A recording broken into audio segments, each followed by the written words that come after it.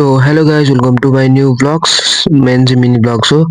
आज चाहिँ मेरो काम थियो र त्यही भएर चाहिँ म मार्ट जानुपर्ने थियो केही खानेकुरा किनेर। ब्यागबाट मैले आफ्नो पर्स झिकालेँ र सोचेँ कि मार्टतिर गएर केही किने ल्याउँछु र मैले आफ्नो चाबी पनि लिएँ रुमको। तालचा लगाउनु परिहाल्यो। त्यसपछि लाएर मैले चाहिँ रुमको बाहिरको तालचा लगाएँ र चेक गरेँ लाग्यो कि लागेन भनेर। त्यसपछि लाएर म मार्ट गएँ। बाहिर आएर आफ्नो साइकल भएतिर आएँ र साइकल भएको ठाउँतिर आएर म साइकल लिएर मार्ट पुगेँ। मार्ट चाहिँ म 7-11 आएँ। मसँग चाहिँ क्यास सकिएको थियो। त्यही भएर 7-11बाट क्यास लिन आएको थिएँ। म भित्र आएँ र एटिएम भएको ठाउँतिर गएँ।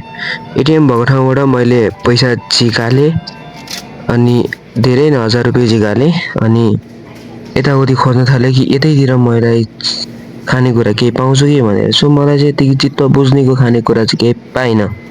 त्यही भएर चाहिँ मैले यहाँबाट निस्किने निधो गरेँ। यहाँ निस्किएर रकी मार्ट जाने निधो गरेँ। रकी मार्ट चाहिँ माथि थियो र रकी मार्ट नेरी पनि पुगेँ। रकी मार्ट नेरीबाट चाहिँ यो रामेन लिएँ मैले एउटा।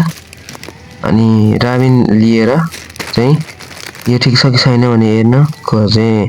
मलाई चाहिँ यो ठिक लाग्यो, ठिकै हुन्छ भन्ने जस्तो लाग्यो र मैले ठिकले हेरेर हिँडेँ। त्यसपछि पेमेन्ट गरेर म बाहिर निस्केँ। बाहिर निस्किएर चाहिँ मलाई जुस खान मन लागिरहेको थियो। भेन्डिङमा गएँ। भेन्डिङमा गएको त भेन्डिङ चाहिँ चल्दैन त। भेन्डिङ चलेन। त्यसपछि मलाई नि भनी हिँडेँ। हिँडेर म चाहिँ साइकल दोहोऱ्याउँदै घरतिर लागेँ। घरनेरिको भेन्डिङ मेसिनमा आएर चाहिँ एउटा मैले कोकाकोला खाने निधो गरेँ र कोकाकोलाको क्यान झिकाल्न लाएँ र कोकाकोलाको क्यान झिकालेर चाहिँ मैले साइकलको झुन्डाको प्लास्टिकमा हालिदिएँ।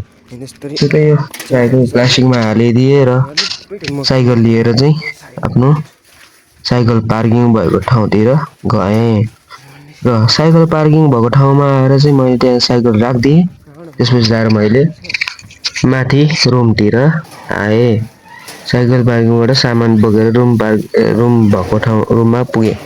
रुममा पुगेर एकछिन बसेर टक्क ढोकासोका खोलेँ, भित्र छिरेँ, बत्ती च्याक्क बालेँ अनि त्यसपछि लाएर भित्र छिरेँ। भित्र छिरेर एकछिन बसेँ। म चाहिँ कोकसोक खाएँ र मैले पानी तताएँ। पानी तताएर चाहिँ मैले त्यसमा रामेन हालेर एकछिन पछि केही बेर पछि हाम्रो रामेन पाक्यो। रामेन पाकेर चाहिँ रेडी भइसकेको थियो र मैले टिफिन बक्समा प्याक गरिदिएँ बेलुकाको लागि। प्याक गरिदिएर मैले भाँडामा बोकेँ र रुमतिर ल्याएँ। फाइनली मेरो काम सकियो र म काममा जान रेडी हुन्छु। Good by.